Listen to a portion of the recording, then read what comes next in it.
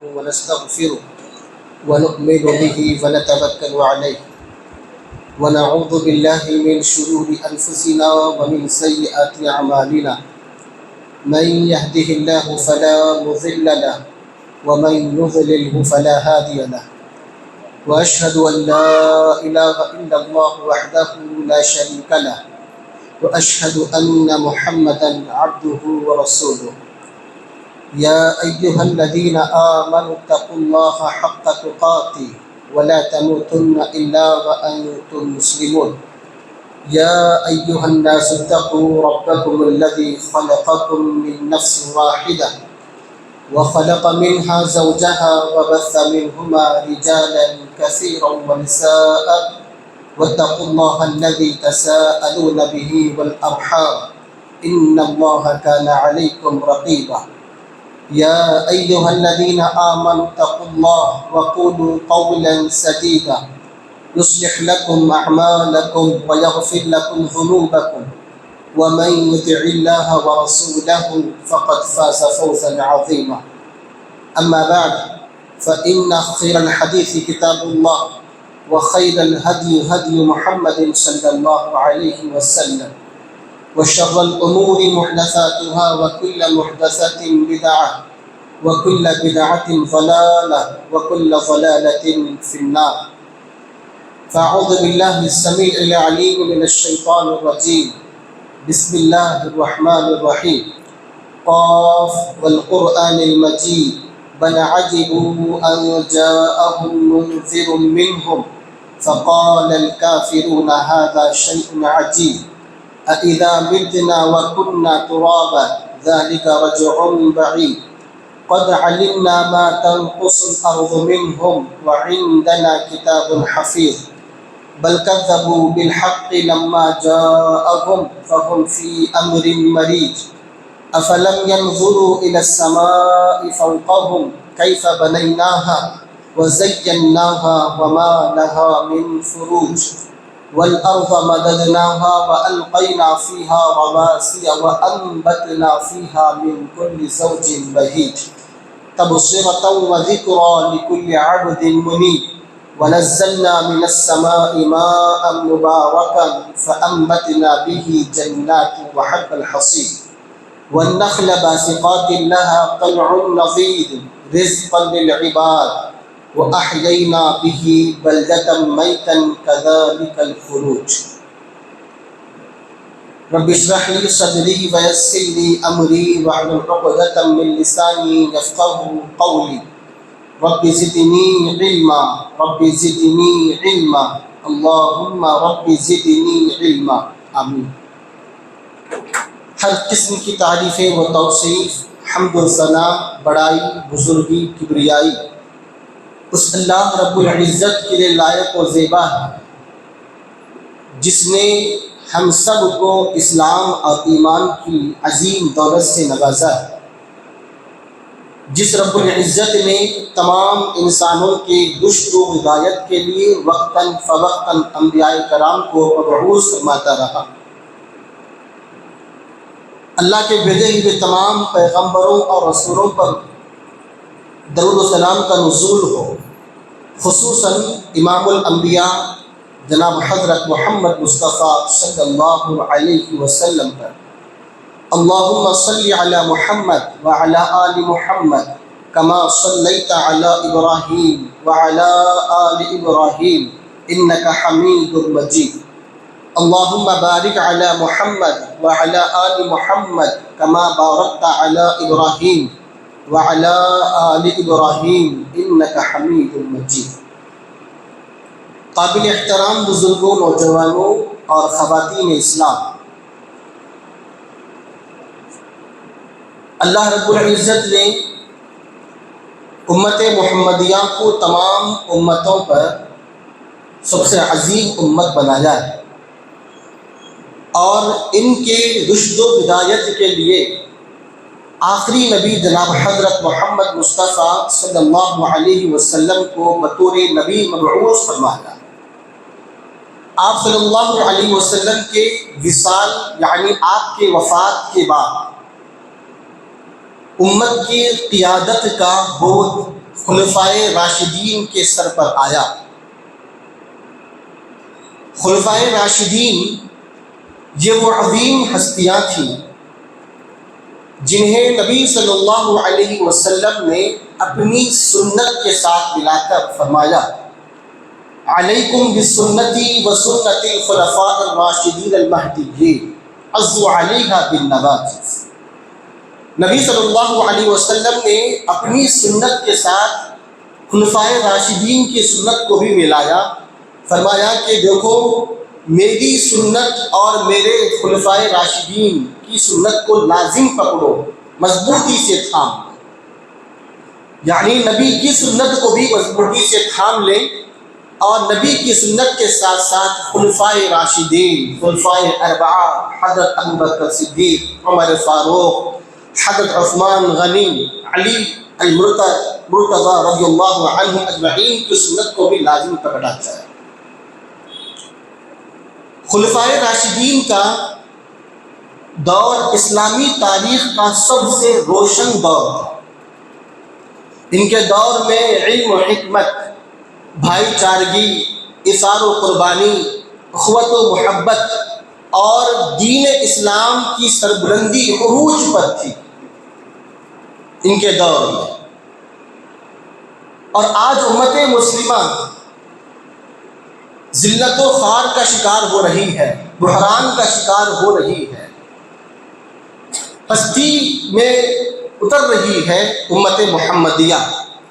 تو ایسے موقع پر امت محمدیہ پر یہ ضرورت عائد ہوتی ہے، ہم پر یہ ضرورت بنتی ہے کہ ہم خلفائے راشدین کی سیرتوں کا بغور مطالعہ کریں، ان کی سیرتوں کو پڑھیں، اور ان کی سیرتوں سے ہمیں جو نمایاں اسباق، جو نصیحتیں، جو موعظت ہمیں حاصل ہوتے ہیں، ان اصولوں کو، ان نصیحتوں کو، ان نمایاں اسباق کو اپنی زندگی میں عملی جامہ پہنا۔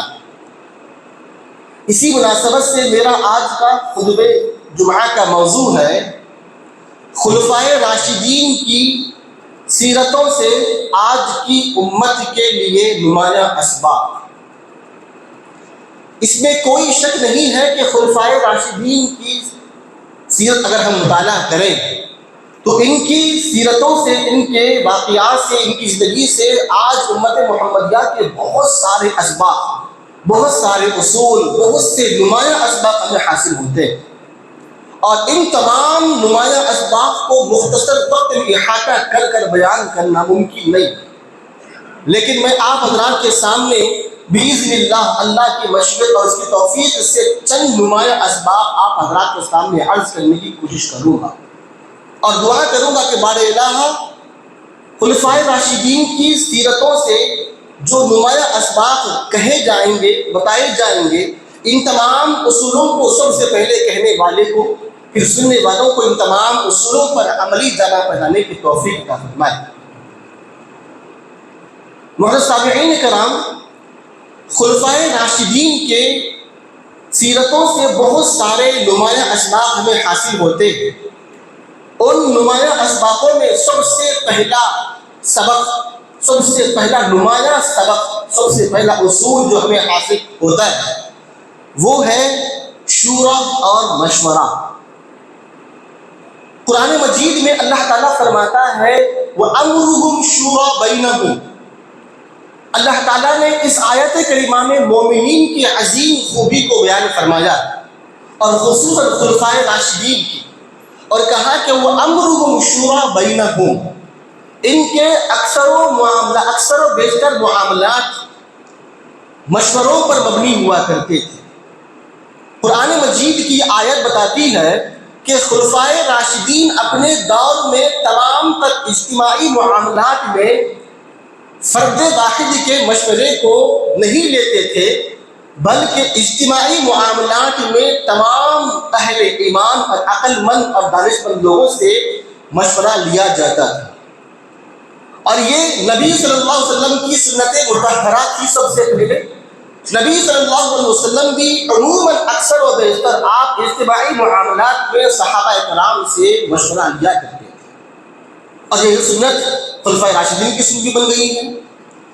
یہی وجہ ہے کہ ذمہ داروں کو چاہیے کہ ہم اجتماعی معاملات میں جب بھی ہمارا کوئی دینی معاملہ ہو، دنیوی معاملہ ہو، تمام تر معاملات میں ایک انسان کو، ذمہ دار کو چاہیے کہ وہ اہل شورا یعنی کہ شورا کمیٹی بنائے، ان سے مشورے لے، فرد واحد کے مشورے کو نہ اپنایا جائے بلکہ تمام تر لوگوں کی رائے لی جائے، اور ان تمام لوگوں میں سب سے بہتر جو رائے عدل پر مبنی ہو، حکمت پر مبنی ہو، اور جو قرآن و حدیث کے مطابق ہو، اس کے قریب ہو، اس رائے کے مطابق فیصلے نافذ کیے جائیں، معاملات نافذ کیے جائیں۔ اس سے معاملے اس پر عمل کرنے سے معاشرہ مضبوط ہوتا ہے، مستحکم ہوتا ہے، صالح معاشرہ تشکیل پاتا ہے، اور امت کے اندر جو بہت بڑے بڑے فتنے رونما ہوتے ہیں، آپ اگر دیکھیں کہ امت میں بہت بڑے بڑے فتنوں کی رونما ہونے کی سب سے بڑی وجہ یہ ہے کہ فرد واحد اپنی رائے کو منواتا ہے اور اسی کو قائم کرنا چاہتا ہے، دوسروں کی نہ رائے لیتا ہے نہ لینا چاہتا ہے، اور لیتا بھی ہو تو حق پر ہونے کے باوجود اس کی رائے کو قبول نہیں کرتا ہے، جس کی وجہ سے مختلف تنظیموں میں، مختلف جماعتوں میں، مختلف گھروں میں ہر موقع پہ انتشار فتنے کا موقع مل جاتا ہے لوگوں کو۔ تو اسی لیے ہمیں صحابہ کی سیرتوں سے، خلفائے راشدین کی سیرت سے ہمیں یہ بات معلوم ہوتی ہے کہ صحابہ، خلفائے راشدین اپنی زندگی میں ہر معاملے میں، اجتماعی معاملات میں فرد واحد کے مشورے کو نہیں اپناتے تھے بلکہ اجتماعی مشورہ لیا جاتا تھا، یعنی اجتماعی فیصلے میں سب کی رائے کو شامل کرنا چاہیے۔ اس کی مثال ہم حضرت ابوبکر صدیق رضی اللہ عنہ کی سیرت سے ہمیں پتہ چلتا ہے کہ جب رسول اللہ صلی اللہ علیہ وسلم کا انتقال ہو گیا، آپ کے وصال کے بعد، نبی کی وفات کے بعد میں امت میں بہت سارے فتنے جنم لے لیے تھے۔ ان فتنوں میں سے ایک بہت بڑا فتنہ تھا مانعین زکوٰۃ کا۔ بعض وہ قوم تھے، بعض وہ لوگ تھے جو مسیلمہ کذاب، جو جھوٹا نبی ہونے کا دعویٰ کرتا ہے، جھوٹا نبی تھا، بعض لوگ اس کے ساتھ شامل ہو گئے، اور بعض وہ لوگ تھے جو نبی کی زندگی میں ایمان تو تھے، ایمان والے تو تھے، لیکن نبی کی وفات کے بعد دین اسلام سے منحرف ہو گئے، مرتد ہو گئے، اور بعض وہ لوگ تھے جو نماز تو قائم کرتے تھے لیکن زکوٰۃ دینے سے منع کر دیا۔ مانعین زکوٰۃ کا بہت بڑا فتنہ جو ہے نبی کی وفات کے بعد صدیق کی خلافت میں رونما ہو گیا تھا۔ تو ایسے موقع پر ابوبکر صدیق رضی اللہ عنہ نے اس فتنے کے سد باب کے لیے صحابہ کرام کو اکٹھا کیا، یکجا کیا، اور خلفائے اور تمام صحابہ کرام سے آپ نے مشورہ لیا، جن میں سے بعض لوگ ابوبکر صدیق کی رائے سے متفق رکھتے تھے۔ عمر فاروق رضی اللہ عنہ کا یہ ماننا تھا کہ ان لوگوں کے ساتھ جنہوں نے نبی کی وفات کے بعد زکوٰۃ دینے سے منع کر دیا، انکار کر دیا، ان کے ساتھ رحم دلی کا اسلوب اختیار کیا جائے۔ ابوبکر صدیق کا یہ ماننا تھا کہ جو لوگ بھی نبی کی وفات کے بعد زکوٰۃ دینے سے منع کر رہے ہیں ان کے خلاف جہاد کیا جائے گا، ان کے خلاف قتال کیا جائے گا۔ عمر فاروق اس معاملے میں رحم دلی کا معاملہ فرمائے اور کہا کہ نہیں، وہ چونکہ ایمان والے ہیں، نماز قائم کرتے ہیں، زکوٰۃ نہیں دیتے ہیں، تو ان کے خلاف قتال نہ کیا جائے۔ تو ابوبکر صدیق رضی اللہ عنہ نے فرمایا کہ اس موقع پر کہ اللہ کی قسم، جو نبی کے زمانے میں نبی صلی اللہ علیہ وسلم کو اونٹ باندھنے کی رسی بھی زکوٰۃ نکال کر دیا کرتی تھی، اگر ایک رسی دینے کا بھی انکار کریں گے تو میں اللہ کی قسم ان کے خلاف بھی جہاد کروں گا۔ اللہ اکبر۔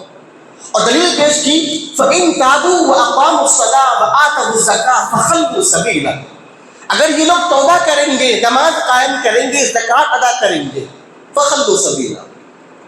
ایک اور جگہ فرمایا کہ وَأَقِيمُوا الصَّلَاةَ وَآتُوا الزَّكَاةَ وَارْكَعُوا مَعَ الرَّاكِعِينَ، نماز قائم کریں، زکوٰۃ ادا کریں، رکوع کرنے والوں میں شامل ہو جائیں۔ یعنی اللہ تعالیٰ کا یہ قرآن، یہ آیت بتاتی ہے کہ ایمان والوں کے لیے ضروری ہے کہ نماز ہی نہیں بلکہ نماز کے ساتھ ساتھ اسلام کا دوسرا رکن جو ہے وہ زکوٰۃ بھی ادا کریں۔ صرف نماز قائم کرنا کافی نہیں ہوگا، نماز کے اہتمام کے ساتھ زکوٰۃ بھی ادا کرنی پڑے گی۔ یہی وجہ ہے کہ آپ نے فرمایا کہ اگر نبی کے زمانے میں اونٹ کے باندھنے کی رسی بھی اگر زکوٰۃ کے طور پر کوئی شخص نکالا کرتا تھا، اگر اس کے دینے سے بھی اگر کوئی انکار کرے گا میں اس کے خلاف جہاد کروں گا۔ اور یہ جب آیت سنی عمر فاروق نے تو فرمایا کہ یقیناً عمر صدیق کا سینہ کھل گیا ہے، دلیل کے سامنے اپنے سر کو جو ہے نا خم کر دیا۔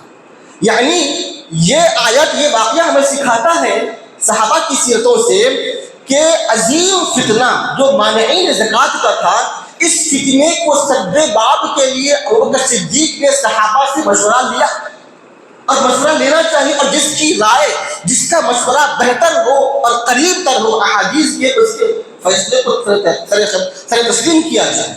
لیکن آج ہم دیکھیں کہ امت کے اندر انتشار کی بڑی وجہ یہ ہے کہ چاہے وہ ٹرسٹ ہو، تنظیم ہو، ویلفیئر سوسائٹی ہو، مدارس ہو، مساجد ہو، اپنے گھر ہو، ہر معاملے میں ہر شعبے میں آپ دیکھیں کہ فرد واحد جو ذمہ دار ہوتا ہے اپنے ہی رائے کو مضبوط اور مستقل مانتا ہے، اور لوگوں کی نہ رائے کو اپنانا چاہتا ہے، نہ سننا چاہتا ہے، نہ قبول کرتا ہے، اور نہ ہی ان سے مشورے حاصل کرتا ہے۔ حالانکہ ہمیں صحابہ کی سیرت سے یہ بات ہمیں معلوم ہوتی ہے، جو نمایاں سبق حاصل ہوتا ہے کہ مسلمانوں کو چاہیے کہ اجتماعی معاملات میں اجتماعی مشورے حاصل کیے جائیں۔ وَأَمْرُهُمْ شُورَىٰ بَيْنَهُمْ، یہ نبی کی سنت مطہرہ تھی، خلفائے راشدین کی سنت بھی رہا کرتی تھی۔ عمر فاروق رضی اللہ عنہ کے دور میں عمر فاروق نے 6 رکنی شورا کمیٹی بنائی تھی۔ آپ باقاعدہ صحابہ کرام سے مشورہ لیا کرتے تھے۔ عثمان غنی رضی اللہ عنہ کے دور میں جب قرأت قرآن میں اختلاف ہو گیا، الگ الگ قرأت قرآن کی ہونے لگی، تو آپ رضی اللہ عنہ نے امت کو یکجا کرنے کے لیے صحابہ سے مشورہ لیا عثمان غنی نے، اور پھر تمام کی رائے کے مطابق میں ایک قرأت قرآن پر آپ نے یکجا کیا۔ یہ کس پر مبنی تھا؟ مشورے پر مبنی تھا۔ مشورے کے مطابق آپ نے یہ فیصلہ لیا تھا۔ تو یہ پہلا سبق ہمیں حاصل ہوتا ہے کہ ہمیں چاہیے کہ دینی اور دنیاوی تمام معاملات میں اکیلے واحد آدمی کی رائے کو نہ لیا جائے، بلکہ مل بیٹھ کر تمام لوگوں سے جو دانش مند ہیں، سمجھدار ہیں، اہل علم ہیں، اہل عقل ہیں، ان تمام لوگوں کی رائے لی جائے۔ یہ نبی کی سنت ہے، صحابہ کی سنت ہے۔ اس معاملے میں جب رائے مشورے لے کر کوئی کام کرتا ہے تو رائے مشورے پر مبنی فیصلوں میں خیر ہوتا ہے، برکت ہوتی ہے، انتشار کا خاتمہ ہو جاتا ہے۔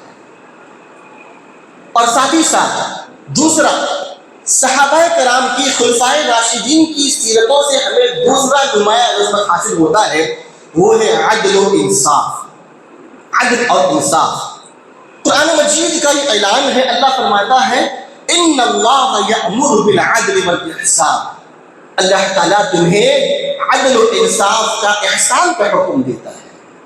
اللہ کے رسول کی سنت مطہرہ تھی، آپ نے فرمایا کہ اگر محمد کی بیٹی فاطمہ بھی اگر چوری کرتی تو میں فاطمہ کا بھی ہاتھ کاٹ دیتا۔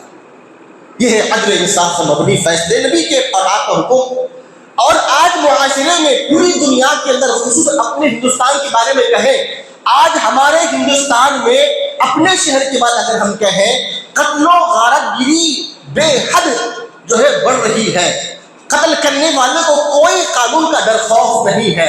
زنا عام ہو رہا ہے، جھوٹ عام ہو رہی ہے، چوری عام ہو رہی ہے، نشہ خوری زیادہ ہو رہا ہے، اور ساتھ ہی ساتھ لوگوں کو قتل کر دینا، بے رحمی سے ٹکڑے کر دینا۔ یہ اس کی وجہ کیا ہے؟ اس کی وجہ سب سے بڑی وجہ یہ ہے کہ انصاف نہیں ہے، قانون مضبوط نہیں ہے۔ اور قانون ہمارا یہ کہتا ہے کہ جس کے پاس طاقت ہے، جس کے پاس پیسہ ہے، جس کے پاس پاور ہے، اس کو اس کی بڑی سی بڑی غلطی کو بھی معاف کر دیا جاتا ہے۔ اس کے برخلاف وہ انسان، معاشرے کا جو کمزور طبقہ ہے، جو غریب اور مفلس ہے، جو ہے کسی عہدے سے متفق نہیں ہے، ایسے لوگوں کی چھوٹی چھوٹی معمولی سی غلطیوں کو بھی بڑی غلطیاں شمار کی جاتی ہیں۔ تو قانون مضبوط نہیں ہے، عدل و انصاف نہیں ہے، جس کی وجہ سے جرائم بہت بکثرت جو ہو رہے ہیں۔ اور ہمیں صحابہ کی سیرت سے یہ بات معلوم ہوتی ہے کہ قیادت کی اصل بنیاد عدل و انصاف ہے، حکمران بھی کوئی بھی افسر، کوئی بھی لیڈر، کوئی بھی حکمران ہوگا تو تمام حکمران، تمام لیڈر بھی قانون کے تحت آئیں گے، سب کے ساتھ ایک سا فیصلہ کیا جائے گا۔ اگر یہ فیصلے عدل پر قائم ہو جائیں گے تو انتشار ختم ہو جائے گا، جرائم میں کمی واقع ہو جائے گی، کسی کے مجال نہیں ہے کہ کوئی جرم کرے، کوئی جو ہے قانون کو اپنے ہاتھ میں لے لے۔ اس سلسلے میں ہمیں بے شمار واقعات ملتے صحابہ کرام کی سیرتوں سے۔ اس کی ایک مثال یہ ہے کہ عمر فاروق رضی اللہ عنہ کے دور میں مصر کے گورنر حضرت عبداللہ بن عمرو بن العاص رضی اللہ عنہما تھے۔ مصر کے گورنر تھے۔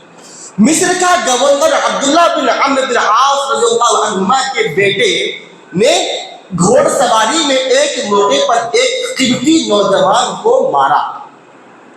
تو قبطی نوجوان مدینہ منورہ پہنچتا ہے اور خلیفہ ثانی عمر فاروق کے خلافت میں شکایت درج کرتا ہے کہ اے خلیفۃ المسلمین، کیا معاملہ ہے کہ مصر کا گورنر کا بیٹا گھوڑ سواری پہ مجھ پر ظلم کرتا ہے، مجھے مارتا ہے۔ آپ نے فوری عدل کا یہ نمونہ پیش کیا امت کے سامنے کہ وقت کا گورنر کا بیٹا تھا، لیکن یکساں سلوک دیکھیں کہ عمر فاروق رضی اللہ عنہ نے عبداللہ بن عمرو بن العاص کے بیٹے کو مدعو کیا، بلایا اور جو قبطی نوجوان کے ہاتھ میں کوڑا دیا اور کہا کہ اپنا بدلہ لے لو۔ اللہ اکبر۔ اور وقت کا گورنر کے بیٹے سے وقت کا جو خلیفہ تھا اس نے بدلہ دلوایا۔ تو یہ بات ہمیں کیا بتاتی ہے؟ ایک غیر مسلم کو بھی انصاف ملتا تھا عمر فاروق کے دور میں۔ اللہ اکبر۔ عبداللہ بن عمرو بن العاص ایک صحابی رسول ہیں، ان کے بیٹے بھی جو ہے نا ایمان والے تھے، لیکن انصاف کا عدل کا یہ تقاضا تھا کہ انصاف دلایا جائے اگر ظلم کسی غیر مسلم پر بھی کیا ہوا۔ قبطی نوجوان تھا جو غیر مسلم تھا، لیکن انصاف ان کو دلایا گیا۔ یہ سبق ہمیں حاصل ہوتا ہے۔ اس کے علاوہ اور دیکھیں، آپ نے فرمایا کہ تم نے لوگوں کو کب سے غلام بنا رکھا ہے۔ اس واقعے کو آپ نے فرمایا عمر فاروق نے کہ اے صحابہ، تم نے لوگوں کو کب سے غلام بنا کے رکھا ہے، حالانکہ ان کی ماؤں نے انہیں آزاد جنا۔ اللہ اکبر۔ ان کی ماؤں نے انہیں آزاد جنا تھا، تو تم نے ان کے بیٹوں کو کیسے غلام بنا کے رکھا ہے؟ یعنی افسر ہونا، حاکم بن جانا، لیڈر کا ہو جانا اور اپنے اقتدار کا غلط جو ہے استعمال کرتے ہوئے غریبوں پر، مفلسوں پر، رعایا پر ظلم کرنا کہاں کا عدل ہے؟ یہ عدل نہیں ہے۔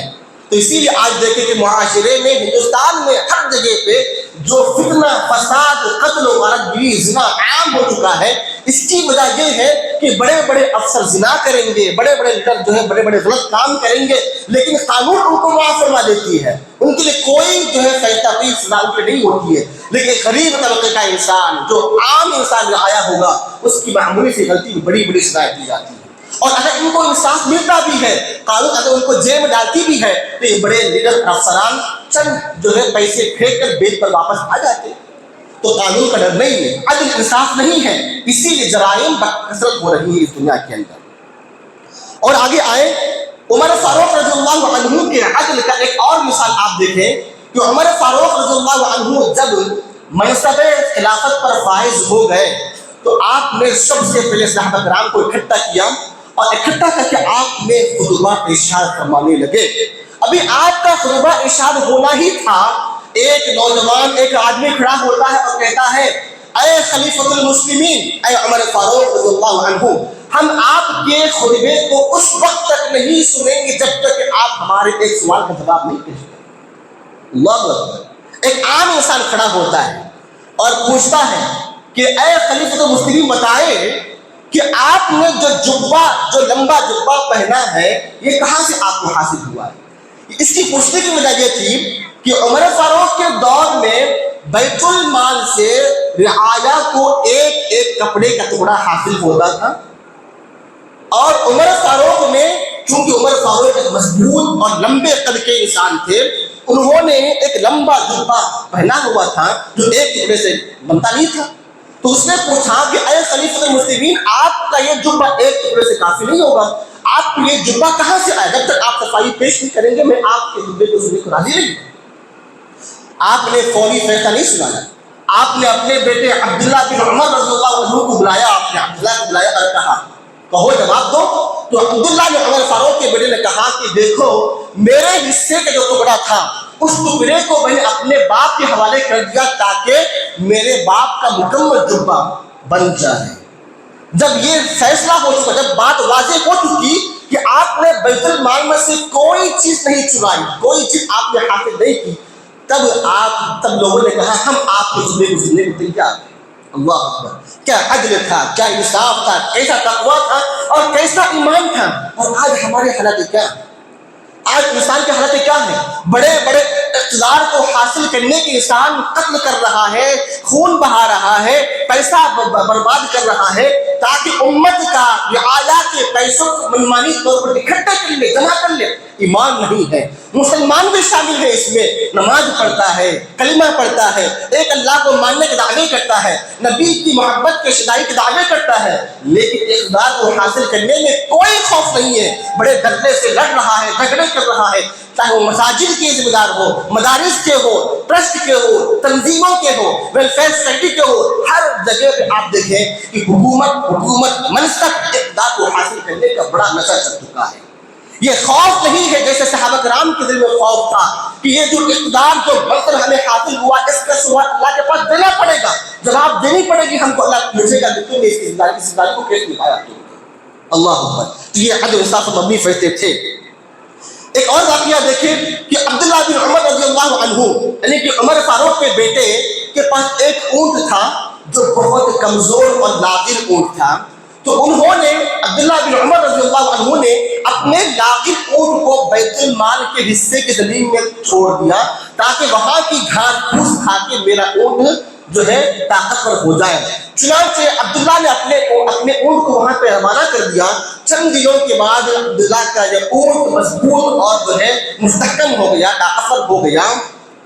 جب پتہ چلا عمر فاروق کو، پوچھا کہ یہ اونٹ کس کا ہے، تو باپ نے پوچھا تو بیٹے نے کہا کہ اے خلیفۃ المسلمین یہ میرا اونٹ تھا، کمزور تھا تو میں نے بیت المال کے جو ہے حصے میں نے چلنے کے لیے چھوڑ دیا تاکہ وہاں کی گھاس پھوس کھا کے مضبوط ہو جائے۔ تو آپ نے کہا یہ امت کا پیسہ ہے، یہ امت کی بیت المال کی زمین ہے، تم نے بنا کسی اجازت کے تم نے اس میں اپنے اونٹ کو کیسے روانہ کیا؟ پھر آپ نے فیصلہ سنا دیا کہ تمہارے اس جانور سے اس کی اتنی ہی قیمت تم کو ملے گی جس کی تم حقدار ہوگے۔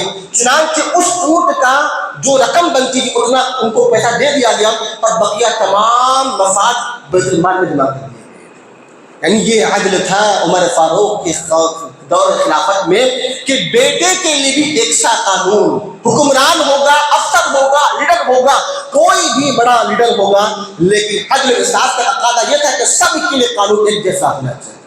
اللہ اکبر، جب ایسا عدل جب انسان قائم کر دے تو معاشرے میں انتشار ختم ہو جائے گا، فتنے کا خاتمہ ہو جائے گا۔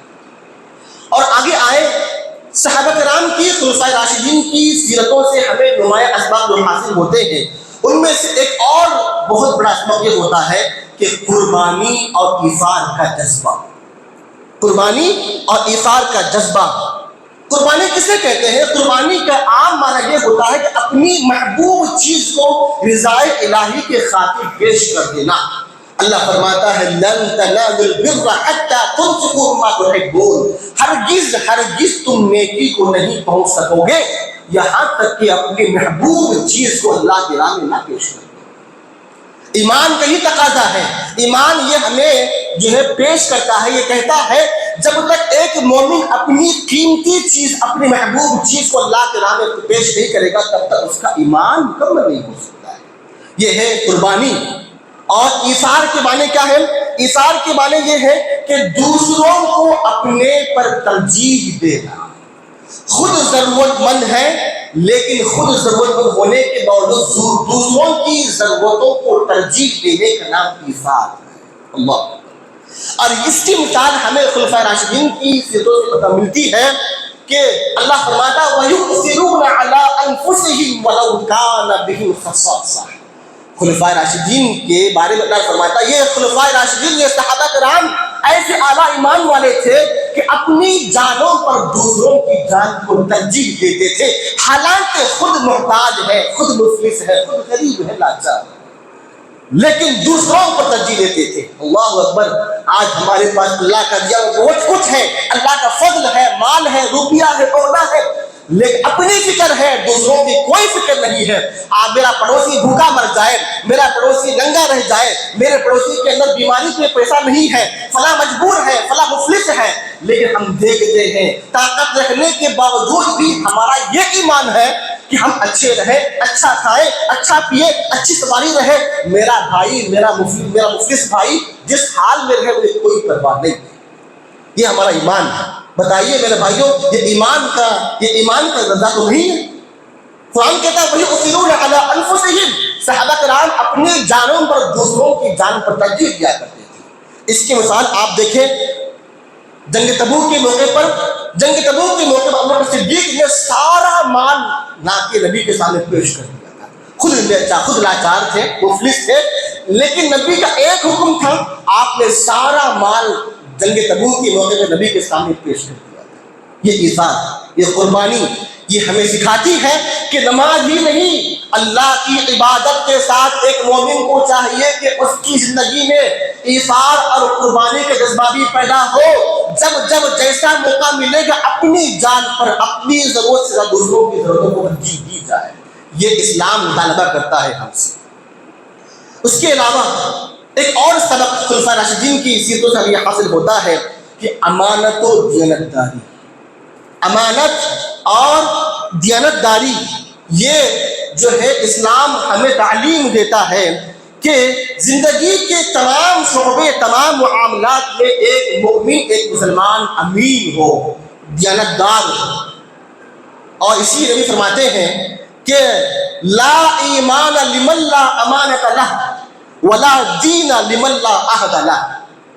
نبی نے فرمایا کہ جس کے پاس امانت داری نہیں ہے اس کا کوئی ایمان نہیں ہے, اور جو وعدے پورے نہیں کرتا ہے اس کا کوئی دین نہیں ہے.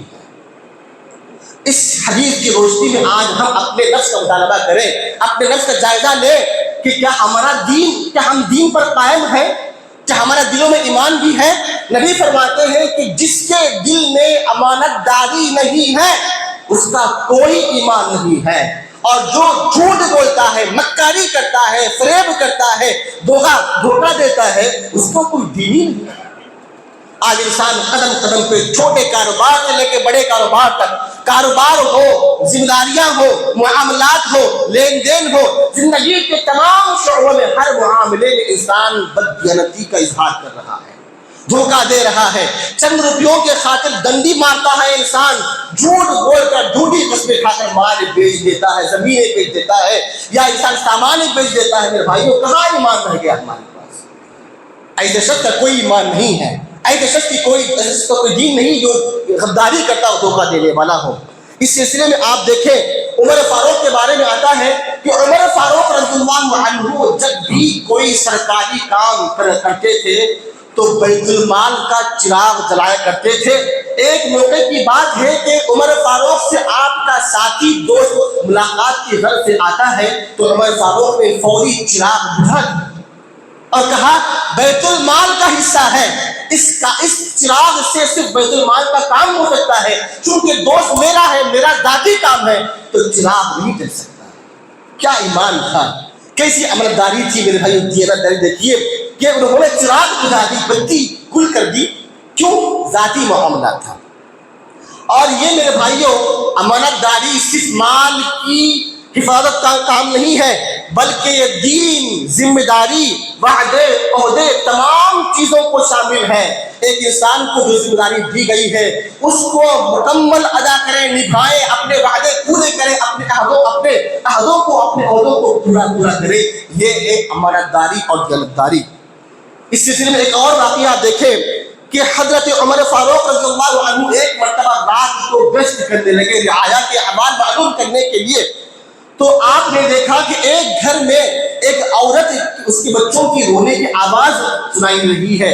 آپ نے دیکھا تو دیکھا اب پوچھا کہ کیا معاملہ ہے, تمہارے رونے کی وجہ کیا ہے؟ بتایا گیا کہ گھر میں بھوکے پیاسے بچے ہیں, بھوک سے بھٹک رہے ہیں, رو رہے ہیں. اللہ اکبر, فوری طور پر بیت المال جاتے, رات کا معاملہ ہے, اکیلے گئے گشت کرنے کے لیے تھے, اور پھر بیت المال جاتے ہیں, ایک بوریا آٹے کا اور ایک گھی اپنے کندھوں پہ لاد کر لاتے ہیں. غلام کہتا ہے اے عمر فاروق دے دیجیے, میں اپنے کندھے پہ لاد دیتا ہوں. آپ نے کہا نہیں, کیا تم قیامت کے دن میرا بوجھ اٹھاؤ گے؟ اللہ تزر وازرۃ وزر اخرى, قیامت کے دن کوئی کسی کا بوجھ نہیں اٹھائے گا, میں اپنا بوجھ خود اٹھاؤں گا اپنے کندھوں پہ. خلیفۃ المسلمین عمر فاروق رضی اللہ عنہ نے اپنے کندھے پہ بوری اٹھائی آٹے کی اور گھی لے کر پہنچے اور وہاں تک پہنچا دیا. یہ تھی امانت داری. ذمہ داری کا کتنا احساس تھا دیکھیے. اللہ کے پاس اس کی جواب دہی ہوگی کہ تم کو یہ اقتدار تم کو ملا تھا, یہ منصب تم کو ملا تھا, یہ تم کو ذمہ داری عطا کی گئی تھی, تم نے کس حد تک نبھائی. یہ ڈر خوف ہونا چاہیے میرے بھائی کو. جتنے بھی ذمہ دار ہیں, چاہے گھر کا ہو, مسجد کا ہو, معاشرے کا ہو, مدرسے کا ہو, سوسائٹی کا ہو, تنظیموں کا ہو, جس چیز کا بھی ہو میرے بھائیو, ہر ذمہ دار کے دل میں اللہ کا ڈر خوف ہونا چاہیے. حاصل کرنے کے لیے جو انسان جتنی جستجو کرتا ہے, اس سے کہیں زیادہ فکر مند ہونا چاہیے کہ اللہ ہم سے پوچھے گا, سوال کرے گا کتنا تم نے نبھایا. یہ خوف, یہ ایمان تھا صحابہ کرام کے دلوں میں. آج یہ جسم دلوں میں نہیں ہے. حاصل کرنے کی جستجو ہے, نبھانے کی طاقت نہیں. الغرض یہ چیز ہے کہ ہمیں سکھاتی ہے کہ انسان کے اندر ذمہ داری کا احساس ہونا چاہیے. آخر میں ایک اور چیز بیان کروں گا کہ ایک اور چیز یہ ہے کہ صحابہ کرام کی خلفائے راشدین کی سیرتوں سے ایک اہم سبق ہمیں حاصل ہوتا ہے کہ خدمت خلق کا جذبہ. خدمت خلق کا جذبہ. دیکھیے, اسلام کا بنیادی پیغام صرف اللہ کی بندگی کرنا ہی نہیں ہے, بلکہ اسلام ہمیں یہ تعلیم دیتا ہے کہ اللہ کی بندگی کے ساتھ ایک مسلمان کو جہاں تک ہو سکے اپنی استطاعت کے مطابق لوگوں کا بھلا کرنا چاہیے, لوگوں کی خدمت میں لگے رہنا چاہیے. اس لیے کہ نبی فرماتے خیر الناس انفعهم, لوگوں میں سب سے بہترین انسان وہ ہے جو لوگوں کو بہت فائدہ پہنچاتا ہے, اپنے علم سے, اپنی قدرت سے, اپنے منصب سے, اپنے مشوروں سے, اپنی طاقتوں سے, اپنے روپیوں سے, اپنے وقت سے, جس طرح ممکن ہو ہمیشہ ایک مسلمان کو دوسروں کے لیے فائدہ مند بننا چاہیے. شرارت نہ کرے, لوگوں کو فائدہ پہنچائے, لوگوں کو بھلائی دے, لوگوں کو نفع پہنچائے. یہ امت کا سب سے بہترین انسان ہے میرے بھائیوں. اس سلسلے میں عثمان غنی کا واقعہ ملتا ہے کہ عثمان غنی رضی اللہ عنہ کے دور خلافت میں قحط سالی کا دور آ گیا تھا. قحط سالی کا دور آ گیا جس میں سے مال کی کمی واقع ہو گئی. تو تاجرین آتے ہیں اور کہتے ہیں اے خلیفۃ المسلمین, ہم بدنی آپ رقم مانگے ہوتی رقم دے کر مال حاصل کریں گے, خریدیں گے. آپ نے کہا عثمان غنی نے, اللہ نے مجھے بہت کچھ دیا ہے, جاؤ سب اللہ کے راہ میں قربان کر دے رہا. اللہ اکبر, بغیر کسی روپیے کے آپ نے سارا مال اللہ کے راہ میں قربان کر دیا. یہ تھا خدمت خلق کا جذبہ عثمان غنی کے دور میں. اس کے علاوہ ایک اور واقعہ آخری میں دیکھیے کہ خلیفۃ الاولی ابوبکر صدیق رضی اللہ عنہ کا دیکھ واقعہ کہ خدمت خلق میں کیسے حساس رہا کرتے تھے, ذمہ داری کا احساس کیسے تھا. کہ کہتے ہیں کہ ابوبکر صدیق رضی اللہ عنہ ایک مرتبہ رات میں گشت کرنے لگے رعایا کے معلومات حاصل کرنے کے لیے کہ میری خلافت میں میری رعایا میں کوئی بھوکا تو نہیں ہے. اللہ پوچھے گا مجھ سے کہ اے خلیفہ تیری رعایا میں, تیری حکومت میں فلاں آدمی بھوکا تھا, تم نے خیال کیوں نہ کیا؟ اس ڈر سے گشت کرنے لگے. عمر فاروق کہتے ہیں کہ میرے دل میں خیال آیا کہ اللہ نے ابوبکر صدیق کو منصب خلافت کو نوازا ہے, میں جاننا چاہتا ہوں کہ ابوبکر صدیق کس حد تک اپنی خلافت کو سنبھال رہے ہیں. اس جانکاری کے لیے میں ابوبکر صدیق کا تعاقب کرنے لگا. کیا دیکھا میں نے کہ ابوبکر صدیق ایک جھونپڑی کے اندر جاتے ہیں, کچھ دیر بعد باہر واپس آ جاتے ہیں. ایک دن گزر گیا, دوسرا دن دیکھا, تیسرا دن دیکھا, یہی معاملہ. رات میں آتے ہیں تنہائی میں, ایک جھونپڑی میں جاتے ہیں اور کچھ دیر بعد باہر نکل جاتے ہیں. 3 دنوں کے بعد یہ تجسس ہوا کہ معاملہ کیا ہے. جانکاری کے لیے میں جھونپڑی میں داخل ہوا تو کیا دیکھا کہ ایک بڑھیا عورت نابینا ہے، آنکھوں سے بینائی نہیں ہے۔ اس سے میں نے پوچھا کہ اے عورت، اے بڑھیا، کیا تم اس آدمی کو جانتے ہو جو تمہارے پاس آتا ہے؟ اس نے کہا کہ نہیں، کون ہے نہیں معلوم ہے، بس رات میں آتا ہے اور جب بھی آتا ہے گھر کی صفائی کر دیتا ہے، آٹا گوندھ دیتا ہے، دودھ دو دیتا ہے، کھانا بنا دیتا ہے اور خاموشی چلا جاتا ہے۔ اس کا ہی کام ہے۔ اللہ اکبر۔ ابو بکر صدیق رضی اللہ عنہ رات میں خلیفۃ المسلمین ہے، رات میں گشت کر رہے ایک بڑھیا عورت کے گھر میں، دودھ دو رہا ہے خلیفۃ المسلمین، کھانا بنا رہا ہے، آٹا گوندھ رہا ہے، صفائی کر رہا ہے۔ آج ہمارے زندانوں کا کیا حال ہے؟ کیا حال ہے؟ اپنے اپنے ہاتھوں کو دیکھیے۔ ایک باپ کی حیثیت سے، ایک ذمہ دار کی حیثیت سے، ایک لیڈر کی حیثیت سے، چاہے معاشرے کا ہو یا پھر قوم کا ہو، مساجد، مدارس یا جن چیزوں کا ذمہ دار ہے، ہماری کیا حالات ہیں؟ کیا کبھی ہم نے ایسا کیا میرے بھائیوں؟ کہ یہاں پہ دیکھیے، جب یہ واقعہ دیکھا عمر فاروق نے تو کہا اللہ رحم فرمائے صدیق اولیٰ پر، صدیق اکبر پر، آپ نے ایسا اثر چھوڑا ہے خلفاء راشدین پر جس کو کبھی ہم نہیں پا سکتے۔ تو یہ خدمت خلق کا جذبہ صحابہ کرام کی صورت میں حاصل ہوتا ہے۔ البتہ بہت سے اسباب ہمیں حاصل ہوتے ہیں، چند اسباب میں نے آپ کے سامنے پیش کیے میرے بھائیوں۔ ان اصولوں کو، ان اسباب کو عملی جامہ پہنائیں گے تو انشاءاللہ ہمارا معاشرہ صالح معاشرہ تشکیل پائے گا، مضبوط اور مستحکم ہوگا، فتنوں کا خاتمہ ہو جائے گا۔ اللہ سے دعا ہے اللہ ہم تمام مسلمانوں کو جو باتیں ہم نے سنی ہے اور سیکھی ہے، ان تمام باتوں پر ہمیں عمل کرنے کی توفیق عطا فرمائے۔ آمین۔